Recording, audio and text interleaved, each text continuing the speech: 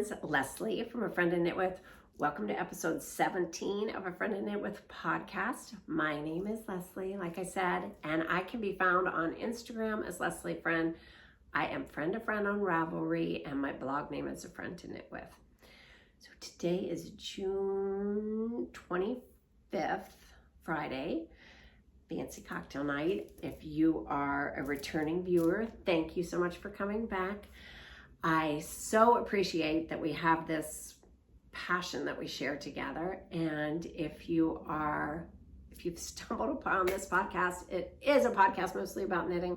So if you love to knit as much as we all do, then you have joined the right place. I was thinking the other day how lucky we are and how far it has come. When I was younger, before I was even married, I would sit with my mother and we would knit until we would be in our pajamas till noon. And we thought we're the only people like that out there. She never was able to know about this giant universe of knitters that we have. And she had her friends from the yarn shop, but that was her only connection. And our only source of inspiration was through the magazines. And I think we had Vogue Knitting and Interweave magazine, which we would wait for those. You know, they were seasonal and we couldn't wait for those to come.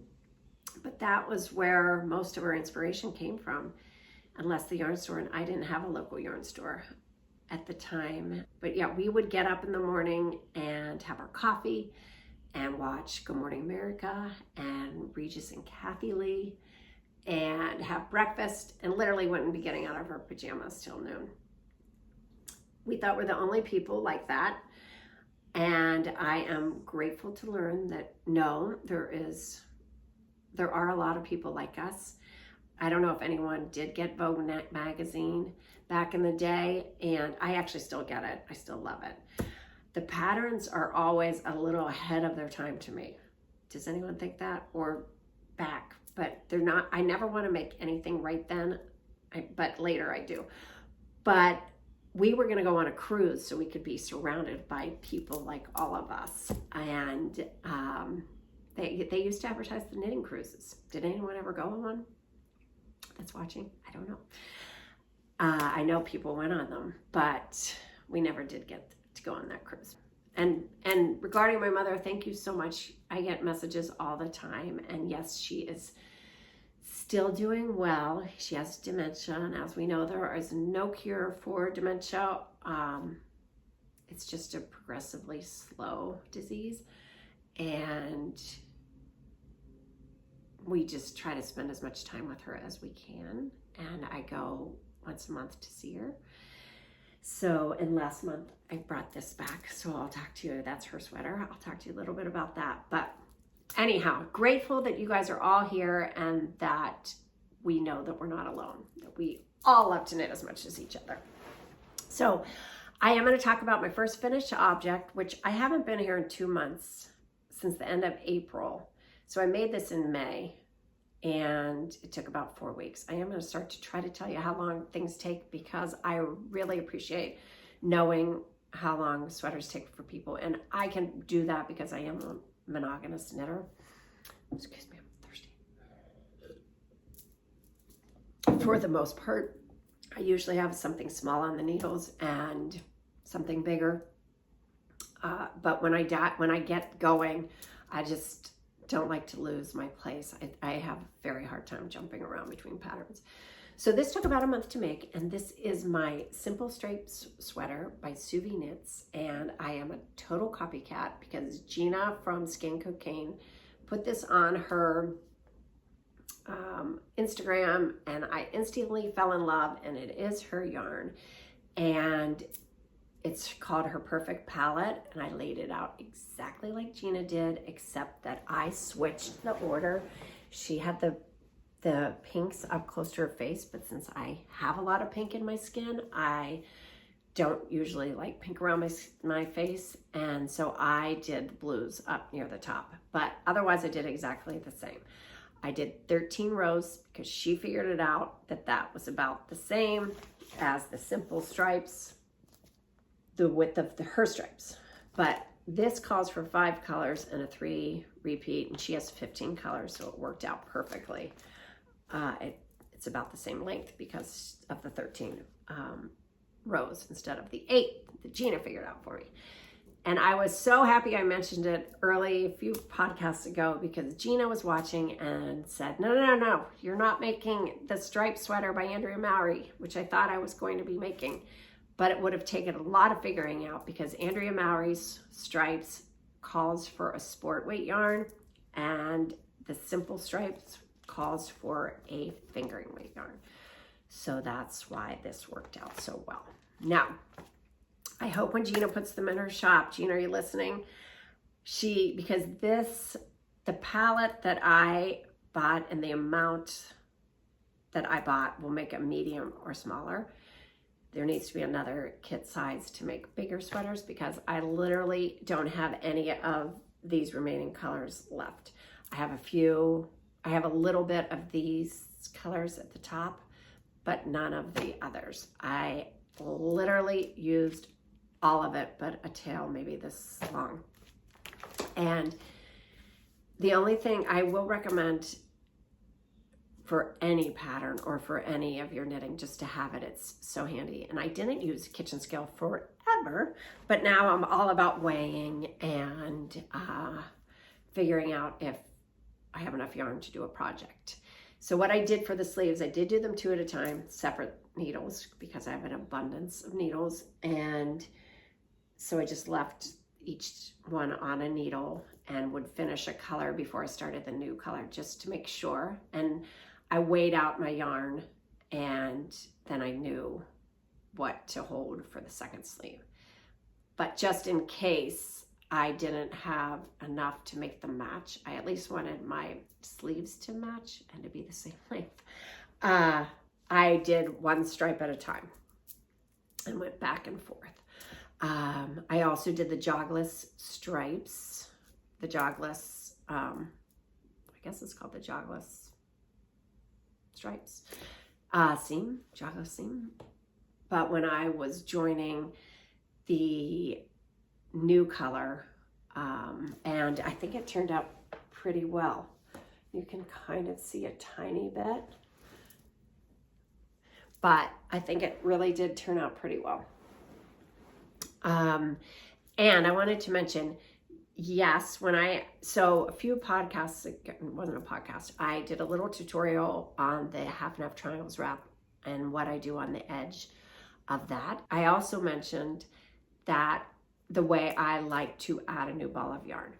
And I literally use the old ball, put it on my needle as if to knit, but don't take it off, and then the new one. And people asked if I do that the same way when adding a new color, and the answer is yes. So I just put the new ball of the new color on, and it's on there with the old color, so it's a color of each, and I knit around. And then the jogless has you pick up the stitch from below and put it on the needle. And so then you're gonna have 3 stitches knitting together, but I promise you it does not cause a bump or anything. It's a very flawless, seamless, smooth finish, and I think you'll like it if you want to give that a try. So I can't say enough about the sweater. I think I'll wear it spring, summer. I absolutely love it. It's warm but not too hot, and the 3/4 sleeve was a pure accident because I didn't have enough yarn, and I really do like how it turned out. I did a twisted rib because that is my preference for ribbing these days instead of a regular rib. And they have you do a folded cuff. And I didn't have enough pink, so I just had a fingering weight white that I used underneath there because I didn't have enough of the yarn. I guess I could have gone with the blue. I actually don't know if I would have had enough blue. Definitely not. So I used, it was another one of Gina's fingering weight sock yarns that I used under there. So, but I adore this sweater. So hopefully Gina is going to list some kits in her shop. So at the end of May, we went out. My son Charlie moved to Bozeman, Montana, which I fell in love with that place. and it is dreamy. But and then I was going to drive back from Colorado with my daughter, Libby, and I decided I can't believe it, because I'm usually, and since I was going to be driving back, I had room, but I thought I'm taking one project because we're going to be busy hiking and doing a lot of other things. And I only took one project. And of course I threw in a ball of scrubby yarn, and I did get to the scrubbies because I finished the baby sweater that I took to make. But I took one skein of a sport weight yarn for the Whispers cardigan, and it's a baby sweater for a friend, and I'm so grateful to make a baby sweater. It's a cute sweater. I absolutely love it, but I think that I chose the wrong yarn. I wouldn't choose a speckle yarn for this. So there it is in all its glory, that cute little lace detail. And I just think it got lost in my speckles. But I think she'll probably adore it anyhow. I love trying a new pattern because I usually make the Barbie Lou that my mom designed, which is just a pullover yoke sweater. But I was very happy to try a new sweater thanks to my friend Kim, who told me about this pattern. And this is a 12 to 18. The pattern goes up to 24 months. The baby's 5 months old, so I think that'll be great. But my tip with what I do when I give a baby sweater is, my mom has, I wish I would have brought it over, and I wish I could somehow figure out how to share templates like this, but it's just like a little sweater gift tag that she just sketched out, and now I always trace it onto a cardstock, and I punch a hole in it, and I use that as the gift tag and just write the little name on it. And on the back of that, I put the washing instructions. So machine wash, blow, and dryer. And because it is a sport weight, did I mention that? I like to give new moms something that they don't have to fuss over. And then I attach this to the tag, and then they can just tuck it in a drawer or something, and then they'll always know how to wash it. And they'll be reminded by that. They won't think with their mom brain, what am I doing with this tag? Where did this come from? They'll remember that it matches their sweater. So yeah, I think that's a fun little thing. Plus it just makes life more fun to have a little pom-pom on it. So those are the only two things off the needles. That sweater took about 5 days of knitting. It's a very fun knit.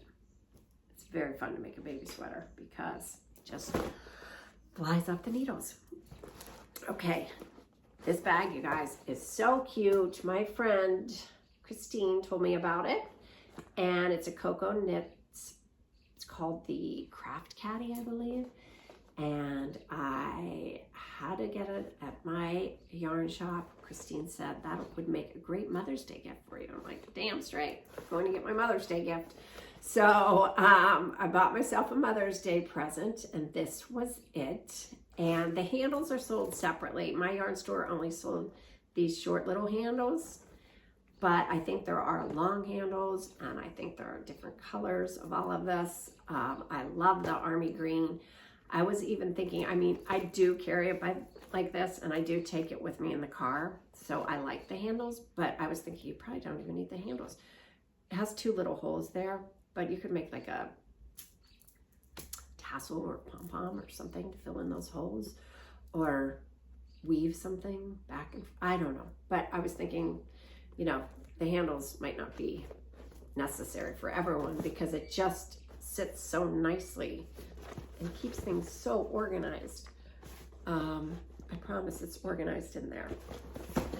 So in here, I have something that my friend Kim also told me about, and it is the Slope cardigan. Oh, no, this is not a cardigan. Slope, I think it's just called Slope. It's a tank top though, so I don't have a picture of it, but it's a high-low tank. It's worked from the bottom up. I did make a modification because the slope was more pronounced and I did not really want that big of a slope. I am doing, there's a short version and a long version, so there's more of a crop level and a longer level, and I went with kind of the in-between. I didn't want it to be, you know, a belly top, what are they called, crop top, belly. I didn't want to show my belly, but I didn't want it to be too long either. So I went in between with a less of a slope. And to do that, I just, I did longer short rows instead of the short ones to make it grow a lot. I just added 2 stitches, I think, on each short row. I will write it in the modifications on Ravelry when I do that, because I did take some notes. But yes, it is, I don't have that much more to do. I should finish this weekend, or I think I mentioned I'm going to Florida, but I'm going to Florida on Monday. So I was wanting to wear this down there because it's half linen and 50% linen, 48% linen, and wool and silk. So it feels like linen, and Kim said it blocks beautifully. Okay, I want to mention this because and I wish I would have known this back in the day, because we used to knit sweaters front, back, you know, and then the armholes. Also, the bind off on the armhole was always like a step ladder, and this called for the slope bind off, and maybe that's why it's called slope, but because there's lots of different slopes. So the slope bind off is so nice, and I mean, really, that you could never have gotten that with binding off 4 stitches, binding off 3 stitches. It would have been total ladder, and you would try to fit it into the sleeve. Just looks way more professional. But when they say to measure from the armhole up, that's always a bit fussy to me. Like, where exactly is that? There, and so you have to lay it out here, and if it's rolling. So what I like to do is, when they have you separate and put it on a holder, I like to mark that exact row, which I love that little marker my friend made for me. I like to put the marker in that exact row, and then if you're a row counter, you can count the rows, and if this is a nice piece to measure because it doesn't grow, you can just measure it. But yes, I'm excited. Hopefully I can get this finished. I'd like to knit all weekend, actually, but we'll see. And my Kraft Caddy. That is really currently all I have on my needles. I do have my ballerina on my needle, but I haven't done anything since the last podcast. And when I go to see how long that's going to take, I'm going to start when I restart it. Just forget the few days that I had already worked on it. I did want to mention that when I went down to Florida, I brought my mother's Mermaid back. This was when I gave away a couple kits. I showed you the ballerina, and that's the only one I've ever made. I adore the ballerina. And then this is the Mermaid, and my mom made the Mermaid. And I know a lot of people love the Mermaid because it's fitted and it's very flattering on your body. The Hanne Falkenbergs are all done vertically. So, you know, most sweaters you're knitting horizontally, either up or down. And then this one is knit vertically, all in garter, and all with short rows. So sometimes you get to make a full lap, and sometimes you just do little ones, and it keeps it so interesting. It really is a fun knit and a great classic wear. So if you're interested in that, I just thought I could bring that back from Florida and show you. So as far as future projects, I have ordered some yarn for one little tank top that, again, my friend Christine shared with me, and it's called the Thea top. I don't know if anyone else has seen this. And the best thing about this is it's made out of linen quill. The worsted weight linen quill. So it's going to go so fast. I ordered enough to make 2 tanks. She gives you a bonus pattern, which is more of a vest, something for the winter. And then the little tank, which I just think is perfect. I'm always trying to wear my knits, and you know, in the summer it's harder, but I think this is a great layering piece, and it'd be cute with a jean jacket over top of it and linen quill. There aren't as many colors in the worsted weight, but there still are some really great colors in the worsted weight. So they have, of course, I didn't get anything too bright, but I think I ordered the oatmeal and the pink, the pale pink. Can't remember the name of it, but I'm excited to get that. I hope that comes today or tomorrow. So Libby called me. Sorry, I was cut off. And I don't even know where I was. I don't know. I think I was saying how I hope my linen quill comes so I can take it to Florida today or tomorrow. Okay, the other thing I wanted to mention is the Knitcrates. I've mentioned them before. This yarn came from a Knitcrate box. So I love to go into my stash and not have to go to the yarn store sometime. And you are helping dyers and, you know, and building a stash, which is really fun. I wanted to mention maize yarn because there are those moments when I get some yarn and this just is a dreamy yarn. It has 10% cashmere and it's alpaca. And honestly, so it's the Chill. It's on their website. I love it. Every time you get a crate with yarn, you get a pattern or 2 patterns because of your crocheter. And that was the box that I got. They also send sock yarn boxes out, and those are the socks. One's a crochet and one's a knit. I usually go for, well, I always go for the knit pattern because I don't know how to crochet. So, and I sometimes get a sock yarn. That's how, but I never make the socks for some reason. But I use them for other things, that's for sure. But I think I'll just take these to Florida if my yarn doesn't come. And I do love that cow pattern, but I also love this yarn so much, and I think it should be a pair of toast mitts. Wouldn't that be cute with this sweater? That's the great thing about 3/4, and that's the great thing about toast. You can just add a sleeve. So anyhow, I'll just take that if my tops don't come, because I'm only there for like 4 days, and maybe I can whip out a couple pair of toast mitts. So that is all I have to share, I think, today. Hopefully I won't let so much time lapse and I can have more things accomplished.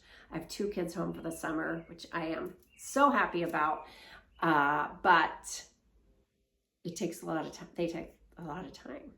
Those grown-ups. One's 23 and one's 21, but you know, I've just been trying to enjoy every minute with them, and I am definitely baking more and cooking more, which is really fun. But it takes away from a little bit of my knitting, which is totally fine. But that's why I don't feel like I don't have much progress. Anyhow, whenever I say anyhow, I feel like Ellen DeGeneres. Anyhow, I hope you love what you're working on. And if you don't, like I always say, find something you do and enjoy these summer months if you're living somewhere in the same hemisphere, because wow,